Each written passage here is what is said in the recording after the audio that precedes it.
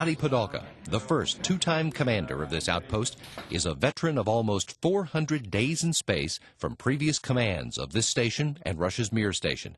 And he's excited about being there when the crew size doubles to 6. I think it will be amazing because this event will happen for the first time in our history. When you first became a cosmonaut, would you have imagined that you would have been in space with Americans and... Oh, I couldn't even imagine. I couldn't even imagine. This mission is the first trip to orbit for flight engineer Mike Barratt. The former NASA flight surgeon sees expansion of the crew more as a need than a desire. It's a very large station right now, and it's a very capable station. And getting the 6-person crew will essentially match the manpower to the complexity and size of the station, will help us to get as much science as we can out of it. Padalka and Barratt begin their 6 months on board with crewmate Koichi Wakata of the Japan Aerospace Exploration Agency. He started his tour of duty on Expedition19, verifying operation of the equipment needed to support 6 people on orbit. The water recovery system is a system that will make the potable water from urine and also the condensate water, and waste and hygiene compartment is a new toilet. And of course, we need to be able to perform exercise throughout the mission on a long duration basis. Padalka and Barratt will work with Wakata to finish checkouts of the new hardware and will welcome 3 more crew members in late May. Roman Romanenko of Roscosmos, Bob Thirsk, the Canadian Space Agency's first long-duration station crew member, and Frank Devinit of the European Space Agency. When they arrive, the expanded crew becomes known as Expedition20, and it will be the first time that all the partner space agencies will be represented on board at the same time. You know that all these countries have been participating in the ISS project for 10 years as a minimum. And now it's pretty high time to have all these astronauts and cosmonauts together working in space. The first major task for the crew of 6 is a pair of spacewalks by Padalka and Barratt.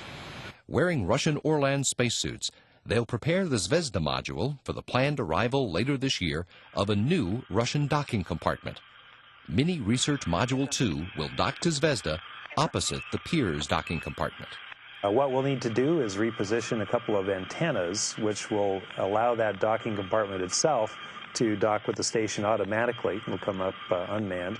And once that is done, we'll have to go inside one of the modules and take all the air out of that. So we have an internal EVA, if you will, and reposition a docking cone from one side to the other of one of the structural nodes on the Russian side. Right after that, Expedition 20 greets Space Shuttle Endeavour.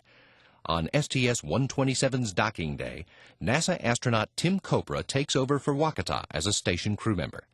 The next day, Kopra takes part in the first of STS-127's 5 spacewalks, while Wakata uses Canadarm2 to install the final components of Japan's Kibo laboratory complex. What we plan on doing on our spacewalk is getting those components that are outside in the payload bay of the shuttle ready to be pulled out with a robotic arm, and then getting certain components on a space station ready for further operation. I will be involved in the robotics operation to install the exposed facility to the Kibo's pressurized module, and after that I will also be part of the robotics operation crew to install the experimental logistics module exposed section to the exposed facility. And after that, Wakata commands Kibo's robotic arm for its first operational task, transferring payloads from the logistics module exposed section onto the new exposed facility. Throughout the mission, the station crew members will be science lab operators, working with control centers in the United States, Russia, Germany, and Japan on experiments in a range of scientific disciplines. They'll also be experiment subjects for research into the many ways the human body adapts when it's in space, and how it readapts to gravity. The cardiovascular system changes quite a bit. Your blood volume changes, your heart pumping activity and what regulates it changes, your immune system changes. Name a system, and it's a little bit different. So because of that, we have a lot of research on the space station that's oriented towards helping the human body adapt better so that they're even more productive, and making sure that some of the adverse effects don't hurt us health-wise down the line. A second crew exchange via space shuttle is scheduled for August, when Discovery arrives with NASA astronaut Nicole Stott to take over for Copra. She'll be one of the spacewalkers on the first of 3 planned EVAs during the joint operations, and later will help unload the supplies inside a multi-purpose logistics module. That includes 3 science racks and 3 more racks to complete the upgrades to support the expanded crew. Treadmill 2 racks, as I mentioned above, and Node 3 air relativization system, and core quarter racks. After getting these 3 racks, we will have all habitability for 6-person crew.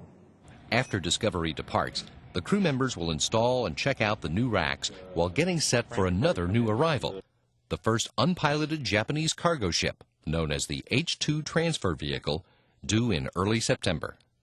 You know that this space vehicle doesn't have docking system. And as approaching to the space station, my crewmate should just grab, maybe at the distance of 10 meters. They are supposed to just grab by using SSRMS, HTV, and dock to Node 2 nadir port.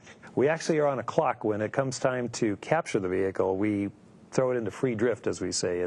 It stops controlling and just drifts there, and we have 99 seconds to go in this 5 meters or so with the robotic arm and grab it.